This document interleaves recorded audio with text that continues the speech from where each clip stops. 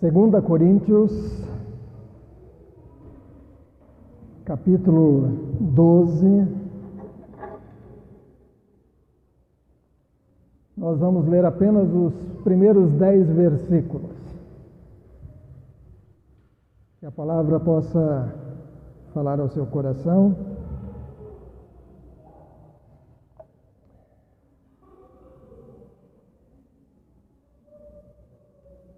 Deus abençoe vocês que estão aqui, os que vão assistir depois pela internet.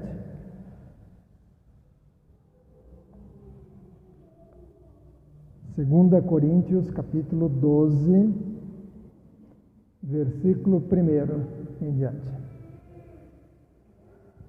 Se é necessário que eu me glorie, ainda que não seja conveniente, vou falar a respeito das visões e revelações do Senhor.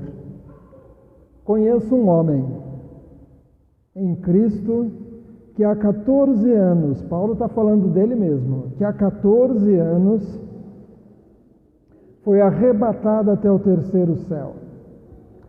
Se isso foi no corpo ou fora do corpo, não sei, Deus o sabe, e sei que esse homem, se no corpo ou sem o corpo, não sei, Deus o sabe, foi arrebatado ao paraíso e ouviu palavras indizíveis que homem nenhum tem permissão para repetir.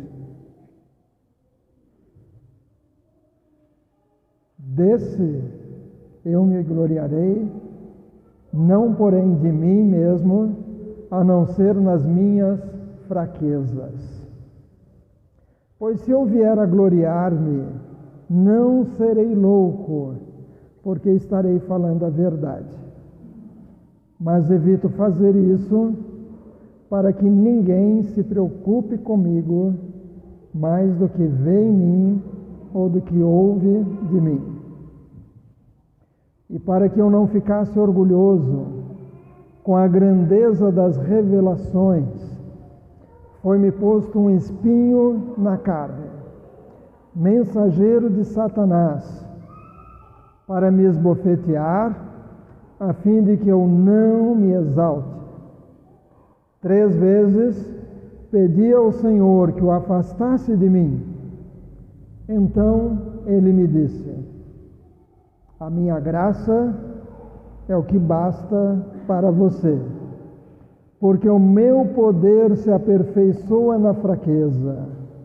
De boa vontade, pois, mais me gloriarei nas fraquezas, para que sobre mim repouse o poder de Cristo.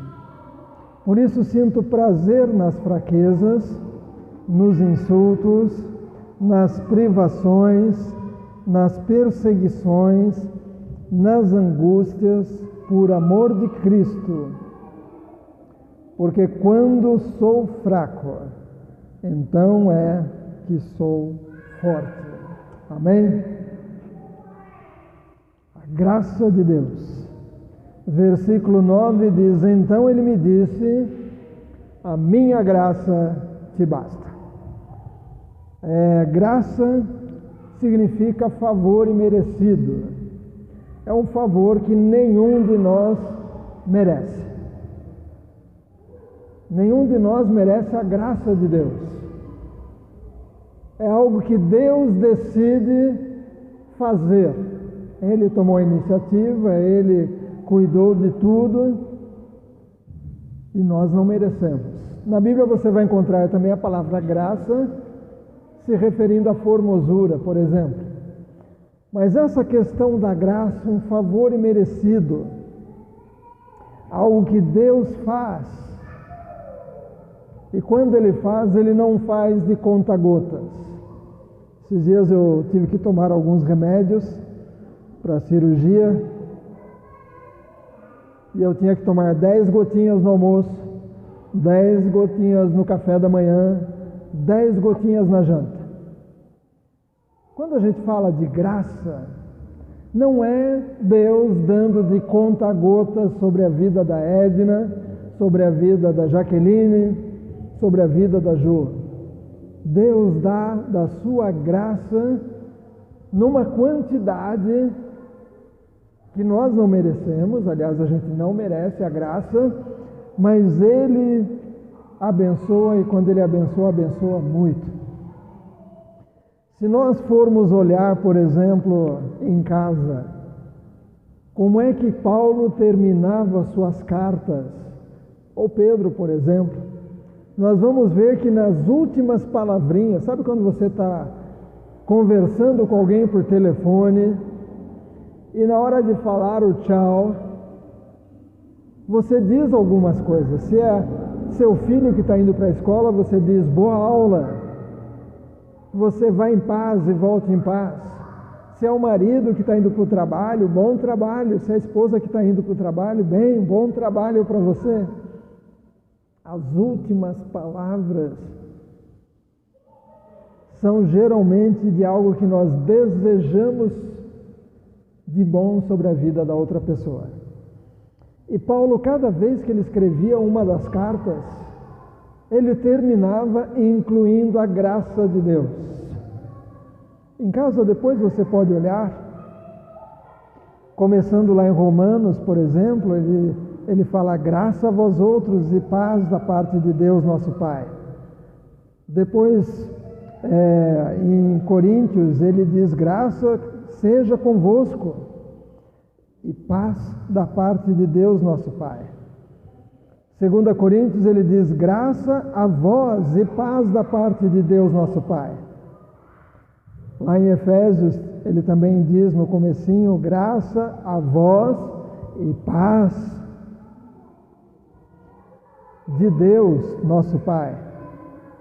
Lá em Filipenses, comecinho, ele também diz graça a vós e paz da parte de Deus. Então, palavras no começo de uma carta, ele também sempre desejava paz. Colossenses, ele diz graça a vós e paz da parte de Deus. Na carta de Timóteo, ele diz misericórdia e paz da parte de Deus. E assim por diante. Pedro também, nas suas duas cartas, ele fala sobre a graça. Então, nós precisamos da graça de Deus. E, como eu já disse, não merecemos. Não é que Deus olha lá de cima e diz, como o Marcelo é especial, eu vou derramar uma graça sobre a vida dele. Não, Marcelo não merece a graça. A graça, quando Deus manda, é porque Ele deseja derramar. E falando em teologia, quando a gente pensa em graça, Deus faz coisas impossíveis que nós não podemos fazer. Estávamos perdidos em nossos delitos e pecados, mas chegou um dia a graça salvadora. A mensagem do Evangelho chegou até nós. Pela graça sois salvos, diz a Bíblia. Pela graça sois salvos, está lá em Efésios, capítulo 2, versículo 4. Pela graça sois salvos. É de graça a salvação.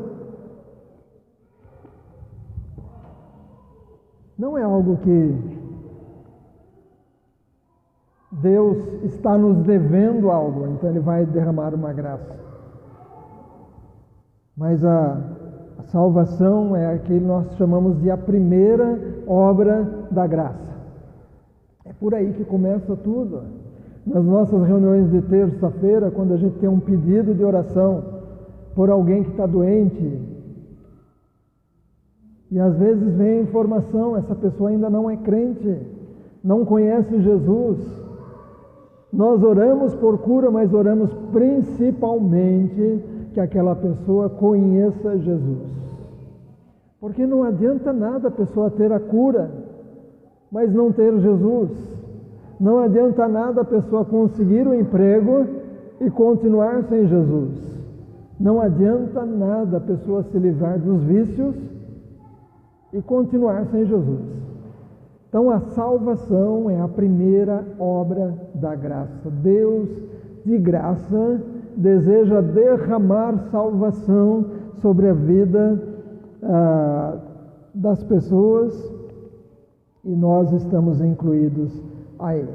Como eu disse lá em Efésios, capítulo 2, versículo 4, diz: mas Deus, sendo rico em misericórdia, por causa do grande amor com que nos amou, e estando nós mortos em nossas transgressões, nos deu vida juntamente com Cristo. Pela graça vocês são salvos. Pela graça. A salvação é pela graça. Não é por obras, para que ninguém se glorie. É pela graça. Porque tem gente que acha que se for boazinha, se fizer boas obras, se fizer caridade, se der roupa para quem não tem roupa, comida para quem não tem comida, e assim por diante, brinquedo para as crianças, alguns acham que isso vai amolecer o coração de Deus e Deus vai dizer: tá bom, pode vir para o céu. Não é pelas obras, não é algo que a gente faz. Não tem como comprar a salvação. Por mais rico que o Aguinaldo seja, ele não vai conseguir pagar pela sua salvação. A salvação é de graça e é impagável. É uma graça de Deus. Ainda no capítulo 2, versículo 8 e 9 diz: porque pela graça vocês são salvos, mediante a fé. Isso não vem de vocês, é dom de Deus, não de obras, para que ninguém se glorie, pois somos feitura dele, criados em Cristo Jesus para boas obras, as quais Deus de antemão preparou para que andássemos nelas. Pastor, então não é para fazer boas obras, não é para ajudar as pessoas. Não, você deve ajudar, mas não vai ser salvo porque está ajudando. A boa obra deve ser uma consequência porque Cristo está dentro de você. Porque Cristo é o seu Salvador, e Cristo habita em você, e você é parte do corpo de Cristo. Você vai abençoar pessoas, você vai falar coisas que vão ajudá-las, mas vai ser um modo de vida. Comentamos que a salvação é a primeira obra da graça, e os teólogos consideraram a santificação a segunda obra da graça. Nós também não compramos o enchimento com o Espírito Santo. Alguém na Bíblia quis comprar. Eu também quero impor as mãos sobre as pessoas para que elas sejam cheias do Espírito Santo. Ela quis comprar. Isso não é por dinheiro. Também não é algo que eu faço, mas é pela graça. Quando eu me entrego, quando eu me consagro, quando eu busco, quando eu me coloco na presença de Deus pedindo que o Espírito Santo venha sobre minha vida, é a segunda obra da graça. Romanos, capítulo 5, versículo 20, diz que onde abundou o pecado, superabundou a graça. Onde abundou o pecado, superabundou a graça. Uma pessoa que foi um pecador assim, acostumado a pecar, e aí ela conhece Jesus, e Jesus vem e faz uma limpeza naquela pessoa, e ela se consagra, ela pode ser cheia da graça de Jesus, ser cheia do Espírito Santo também. Não é apenas para aqueles que cresceram dentro da igreja e sempre frequentaram a igreja, é para todos, é para mim e é para todos.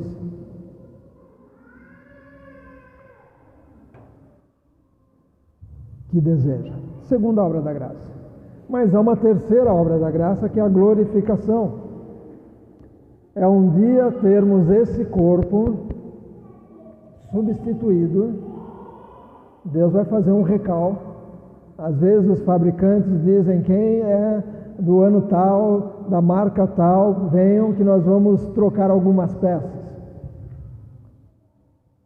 Aqueles que se entregaram a Jesus um dia vão passar por um recal. Esse corpo, Walter, ele vai substituir. Amém? Ainda bem, né? Eu não sei como é que vai ser o corpo que eu vou ter depois, mas vai ser muito, muito, muito melhor, incomparavelmente melhor do que esse que eu tenho hoje. Mas isso só vai acontecer quando Cristo voltar.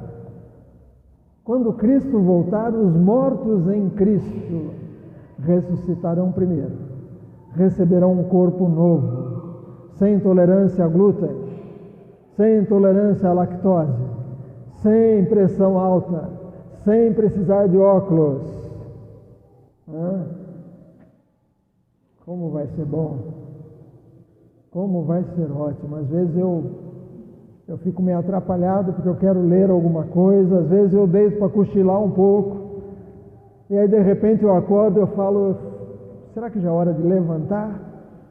E aí eu tento olhar no relógio, não consigo, não sei por que eu durmo de relógio, porque sem óculos eu não vejo nada, mas pelo menos quando ele desperta, ele vibra no meu pulso, aí eu acordo. Mas às vezes eu quero saber que horas são. Pelo menos tem um reloginho que eu consigo olhar assim, um outro na cama, mas esse aqui eu não vejo nada. Mas um dia, a terceira obra da graça vai ser a substituição desse corpo sem diabetes. Amém, Rogério? Sem diabetes. Não vai precisar levar insulina. Não vamos precisar de glifagem. Não vamos precisar de, seja lá o que for, de colírio. Nada. Vai ser um corpo novo. Os mortos ressuscitarão, receberão um corpo novo, e os que estiverem vivos também subirão e terão seu corpo substituído para encontrar com Cristo nos ares. Cristo vem buscar a igreja, mas ele não vai pisar aqui nessa terra nesse momento, porque a igreja vai encontrar com Jesus nos ares, para estar eternamente com ele.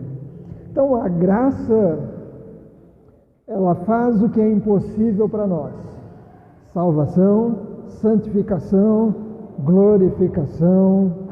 E diz a Bíblia lá em 1 de Pedro, capítulo 5, versículo 6 a 11: portanto, humilhem-se debaixo da poderosa mão de Deus, para que Ele, em tempo oportuno, os exalte. Lancem sobre Ele todas as suas ansiedades, porque Ele tem cuidado, porque Ele cuida de vocês. Sejam sóbrios e vigilantes. O inimigo de vocês, o inimigo de vocês, o diabo, anda em derredor como o leão que ruge, procurando alguém para devorar. Resistam-lhe firmes na fé, certos de que os irmãos de vocês espalhados pelo mundo estão passando por sofrimentos iguais aos de vocês. E o Deus de toda a graça, que em Cristo o chamou à sua eterna glória, depois de vocês terem sofrido por um pouco, Ele mesmo irá aperfeiçoar, firmar, fortificar e fundamentar vocês. A Ele seja o domínio para sempre. Amém. A graça faz coisas que nós não merecemos: salvação, santificação, glorificação. Há versículos da Bíblia também falando de graça ligado a socorro. Socorro, quando você precisa de um socorro, você pode pedir para Deus. Salmo 69, 13, o salmista salmista Davi escreveu Salmo 69, 13. Quanto a mim, porém, Senhor, faço a Ti em tempo favorável a minha oração. Responde-me, ó Deus, pela riqueza da Tua graça. Quando você precisa de um socorro, peça a Deus. Pode ser o socorro de uma notícia que você não sabe do desfecho. De repente foi uma ligação, você ainda não sabe o que está acontecendo. Peça socorro. E Deus, pela sua graça, vai trazer um socorro em ocasião certa, oportuna. Ainda no livro de Salmos, capítulo 66. Salmo 66, versículo 19 a 20. Entretanto, Deus me ouviu e atendeu a voz da minha oração. Bendito seja Deus, que não rejeitou a minha oração, nem afastou de mim a sua graça. Amém? Quando é que Deus ouve a nossa oração? Hoje a Jaqueline falou um pouquinho sobre isso. Se nós estivermos andando com Deus, obedecendo aquilo que Ele mandar fazer ou não fazendo o que Deus disser para a gente não fazer, Ele vai ouvir as nossas orações. Mas quando estamos em pecado, quando estamos num caminho tortuoso, o pecado nos afasta de Deus, para Deus não nos ouvir. Eu preciso estar andando corretamente, para que Deus possa me socorrer. E pode ser qualquer coisa. E Deus age em muitas situações diferentes. Meu pai escreveu na autobiografia dele algo que eu gostaria de compartilhar com os irmãos. E no trecho que ele escreveu, isso aconteceu em 1965, eu sou de 62, já entreguei minha idade, né? Faço as contas aí. Mas isso aconteceu mais ou menos em 1965. E quando meu pai escreveu o Rotas do Meu Percurso, que ele conta a história dele desde lá das ilhas de Cabo Verde, a história da família, como é que ele conheceu Jesus, quando ele mudou da Argentina, de Cabo Verde para a Argentina, depois da Argentina para o Brasil, falou sobre Campinas, Osasco e várias coisas. E chega um momento que ele diz o seguinte: um período que as finanças estavam difíceis. Não sei se você está passando por isso hoje, mas meu pai narrou de um período que, estando na igreja central de Campinas, ele era pastor lá,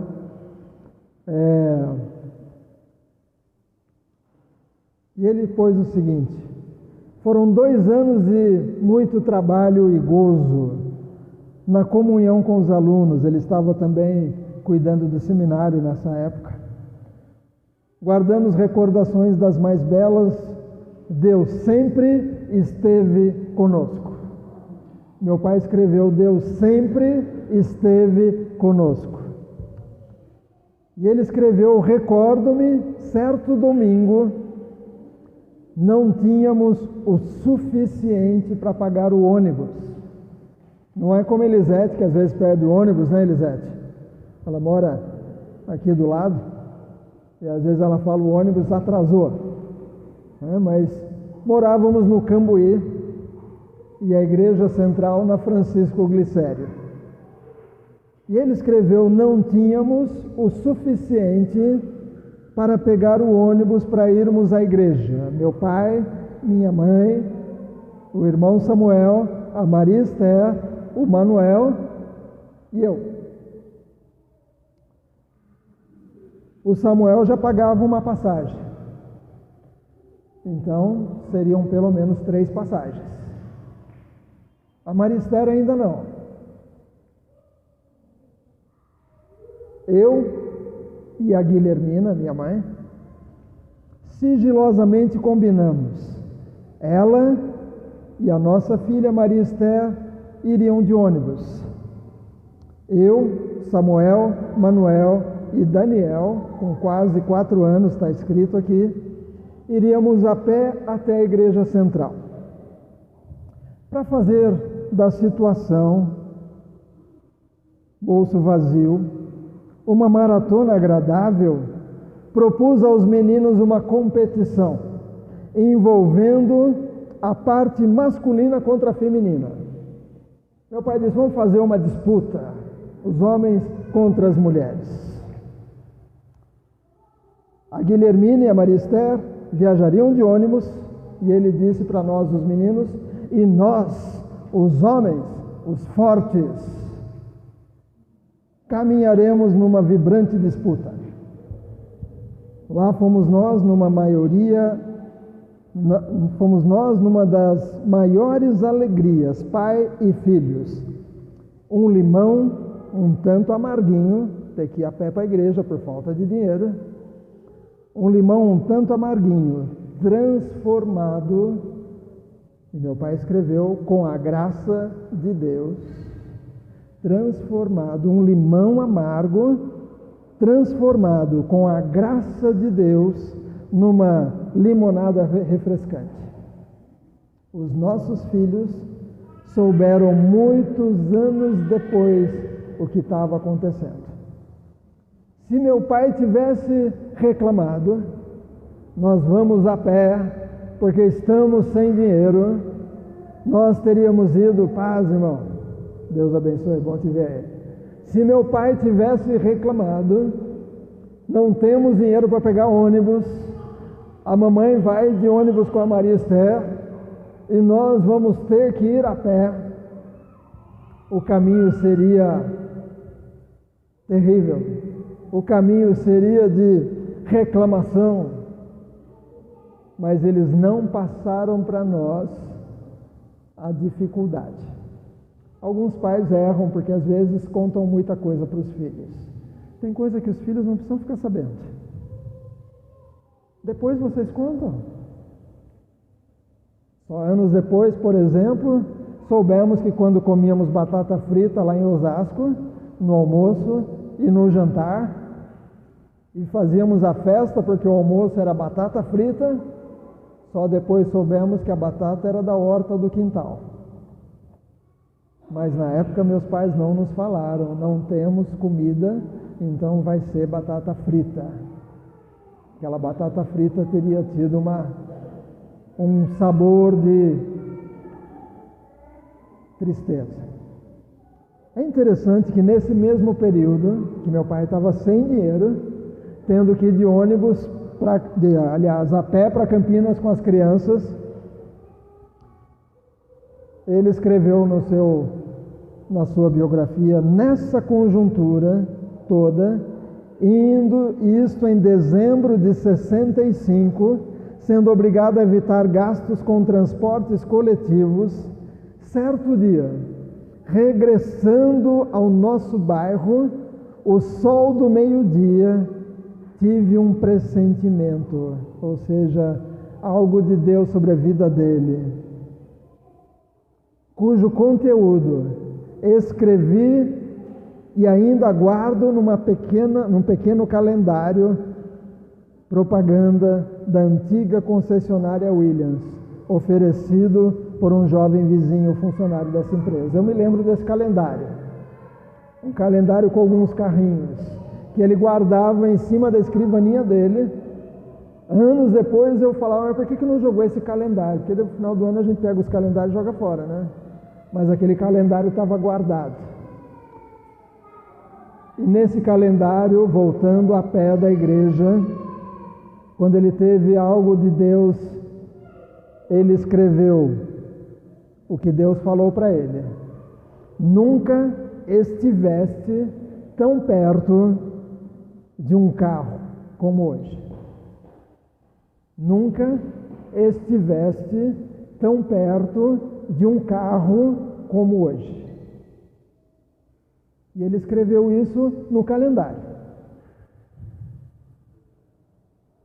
Imagine, ele está com o bolso vazio, sem dinheiro para pagar o ônibus para ir à igreja, onde ele era pastor e cuidava do seminário. E depois de chegar em casa cansado, que tinha que subir ali do lado da prefeitura, é uma subida boa ali, prefeitura de Campinas.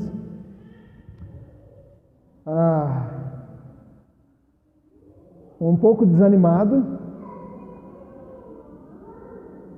mas pensar naquela frase, você está perto de um carro, nunca você esteve tão perto de um carro.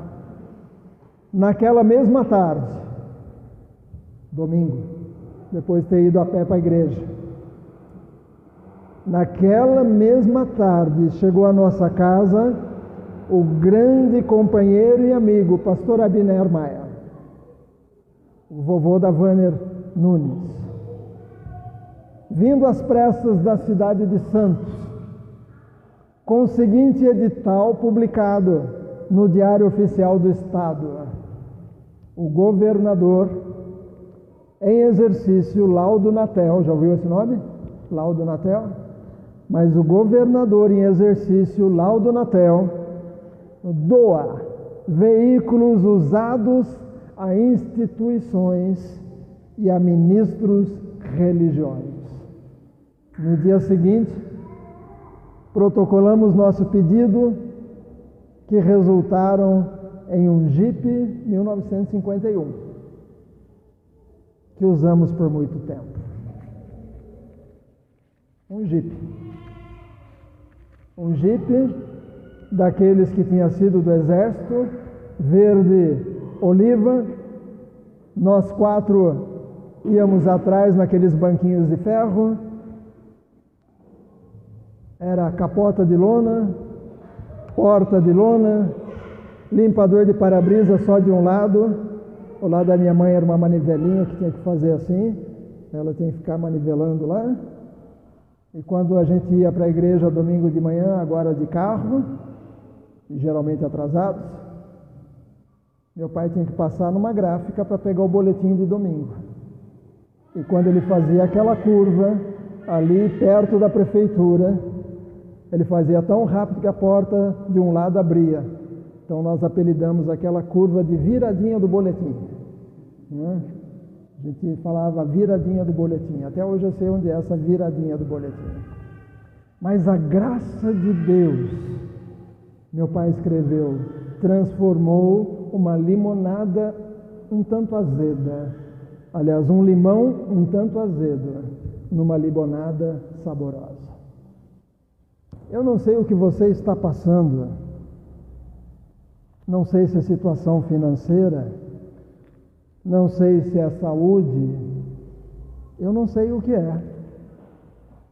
Paulo, aqui no capítulo 12 de 2 Coríntios, ele estava passando por uma situação difícil, ao ponto dele escrever no versículo 7 do capítulo 12 de 2 Coríntios, que apesar de ele ter tido visões celestiais,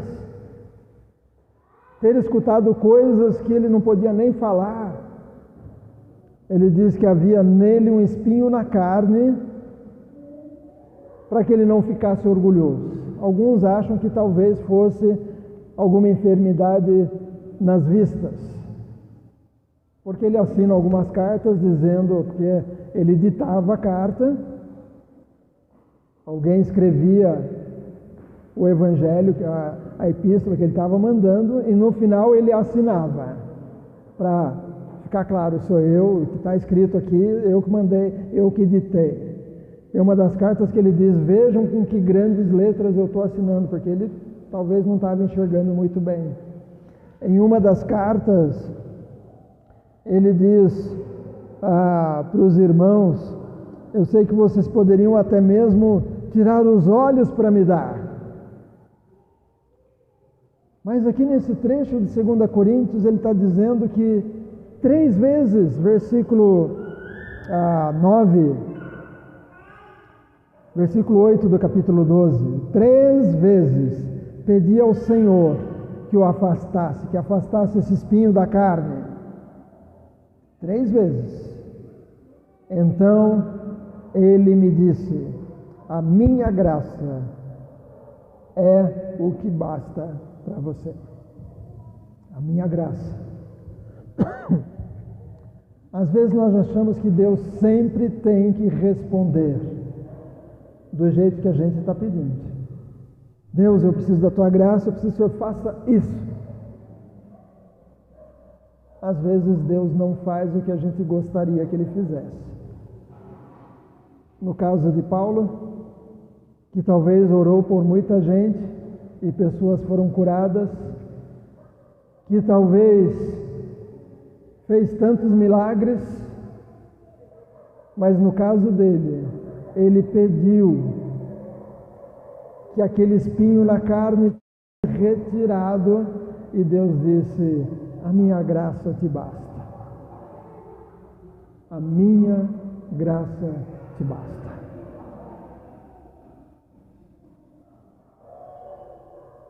Como eu falei, quando Deus derrama da sua graça, é muito mais do que a gente imagina. Às vezes a gente acha, Deus traz cura. E às vezes Deus não vai curar. Talvez não naquele momento, talvez só depois de algum tempo. Talvez Ele não vai curar, mas vai trazer outra direção.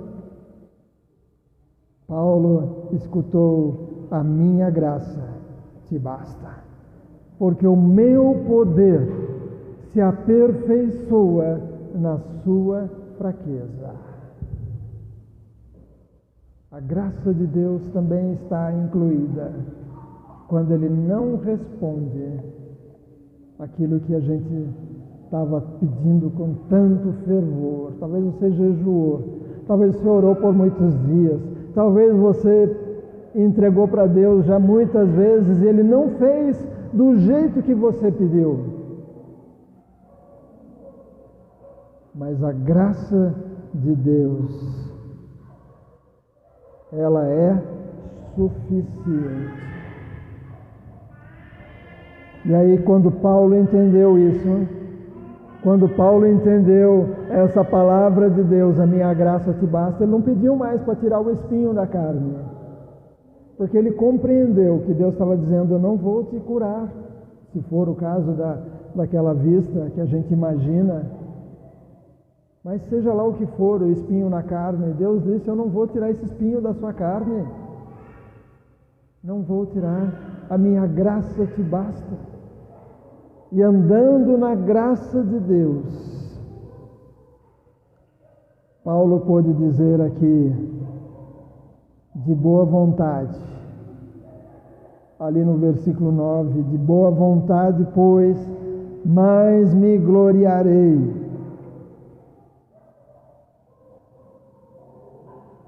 Nas fraquezas, para que sobre mim repouse o poder de Cristo.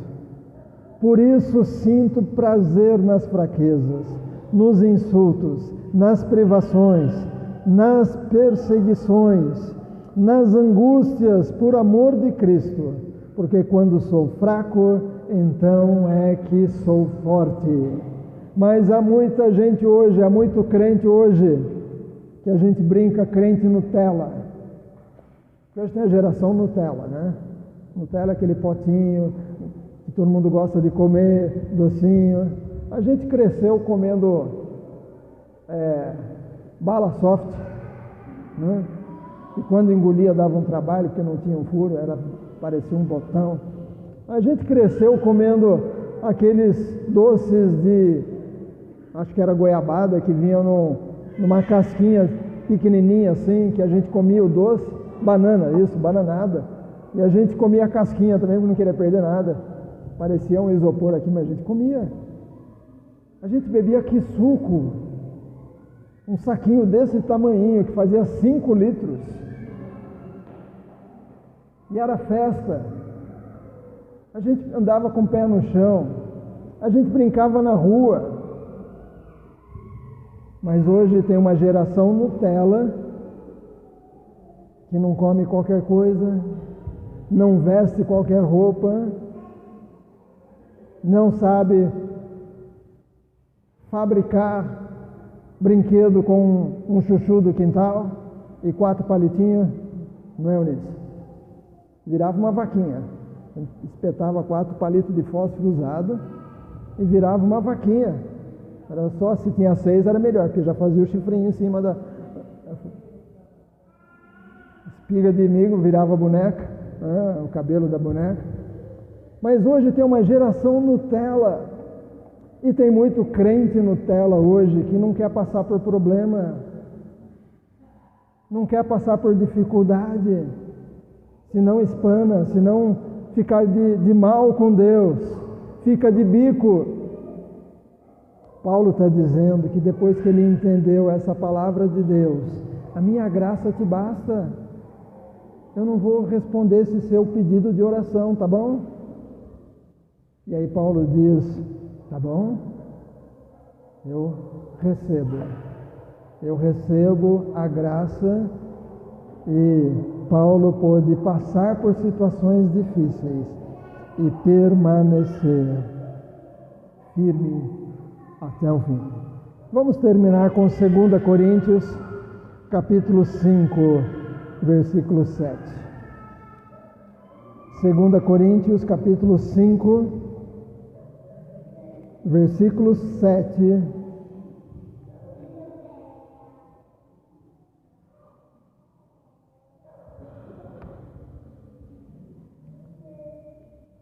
Olha o que Paulo diz. 2 Coríntios 5, 7. Porque andamos por fé e não pelo que vemos. Sim, temos tal confiança e preferimos deixar o corpo e habitar com o Senhor. É por isso que também nos esforçamos para ser agradáveis a Ele, quer presentes, quer ausentes, porque é necessário que todos nós compareçamos diante do tribunal de Cristo, para que cada um receba, segundo o bem ou mal que tiver feito por meio do corpo. Paulo está dizendo, eu não dependo do que eu vejo. Eu não dependo do que eu vejo. A minha vida não está baseada no que eu vejo, mas eu ando pela fé. Eu posso estar vendo uma enfermidade batendo na minha porta, mas eu tenho fé naquele que é poderoso para guardar o meu tesouro até aquele dia. Porque se eu andar pelo que eu vejo, eu vou andar pelo resultado do exame, e pior ainda, eu vou andar pela pesquisa do Google, né? Depois de ler o exame, para onde que as pessoas vão? Para o médico? Não, vai para o Google primeiro, né? O Dr. Google. E aí põe lá o que está acontecendo, aí já vem aquela lista enorme, aí já fica apavorado, até chegar o dia do médico, e às vezes o médico diz, não, isso aí não é nada não. Às vezes o médico diz, vamos pedir o exame de novo, e às vezes o segundo exame não dá aquilo. Se nós andarmos pelo que a gente vê, uma traição de alguém, um abandono de outra pessoa, uma dificuldade financeira, questões de saúde, questões de problema de relacionamento familiar, relacionamento entre nós dentro da igreja. Se a gente for andar pelo que a gente vê, nós vamos desistir. Nós vamos desistir. E eu serei um deles. Mas se nós andarmos pela fé,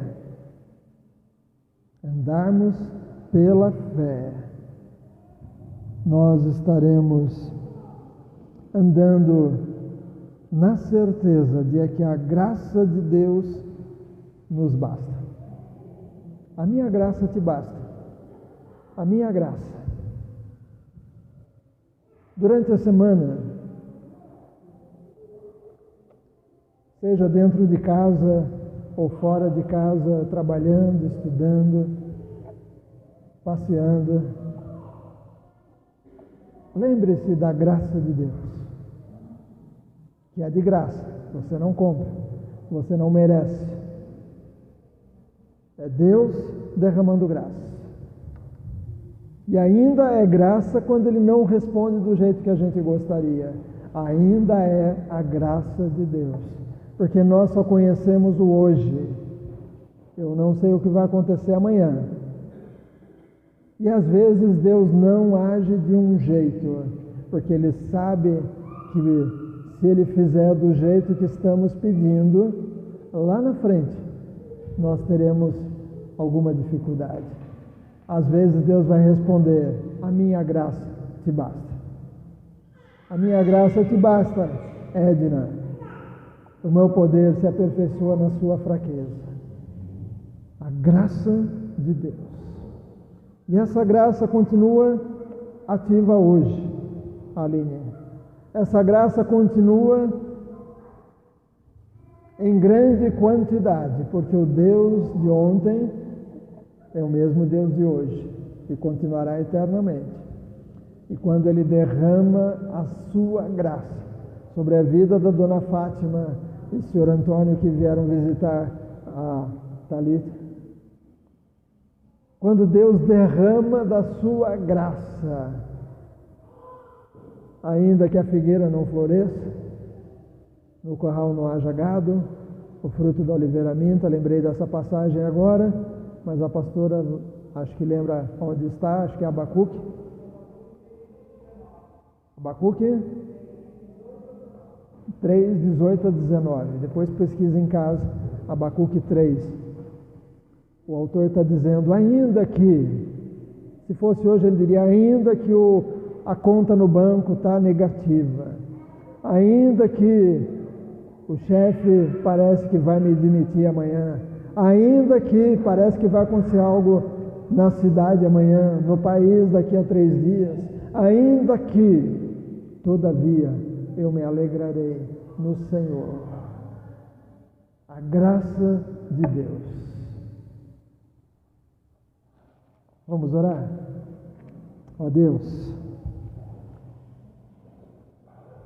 essa graça que o Senhor tem e deseja derramar sobre os seus, em grande, pode ficar em pé, pode ajoelhar, pode sentar do jeito que preferir, fiquem à vontade. Se quiser vir aqui ao altar, pode também. Ó Deus, que essa graça possa ser percebida por nós, porque às vezes o Senhor está dizendo e mostrando de que maneira o Senhor está agindo com graça no nosso dia a dia. Às vezes uma ligação de alguém, às vezes alguma coisa que alguém nos manda de presente, às vezes uma pessoa que nem conhecemos vem e diz alguma coisa que nos alegra, às vezes uma notícia que vem e ela não era esperada. Ó Deus, a Tua graça, que ela seja percebida e que nós, como filhos amados, que nós saibamos valorizar a graça que o Senhor estará derramando sobre nós. Abençoa, Senhor, cada pessoa que veio hoje, cada um que veio hoje, e que venhamos a compreender que mesmo quando a resposta não é aquela que tanto sonhamos, aquela resposta que tanto aguardamos. Ainda assim, a tua graça está ali, porque o Senhor sabe o que é melhor para a Eidra, o Senhor sabe o que é melhor para o Donizete, o Senhor sabe o que é melhor para a Ana Paula, o Senhor nos conhece. E que nós, ó Deus, diante disso tudo, nos lembremos que somos fracos e que precisamos compreender que mesmo na nossa fraqueza, na nossa limitação financeira, na nossa limitação na saúde, o Senhor pode agir de forma especial, trazendo socorro, trazendo da tua presença, trazendo da tua paz e nos preparando para crescermos espiritualmente, passando pela salvação, pela santificação e nos preparando para a glorificação, para estarmos eternamente contigo. Em nome de Jesus que eu oro e agradeço. Amém. Deus te abençoe, que a graça salvadora de Jesus Cristo e o amor de Deus, o nosso Pai, e as consolações do Espírito Santo estejam sobre cada um de nós, de agora e para sempre. Amém? Que Deus abençoe sua semana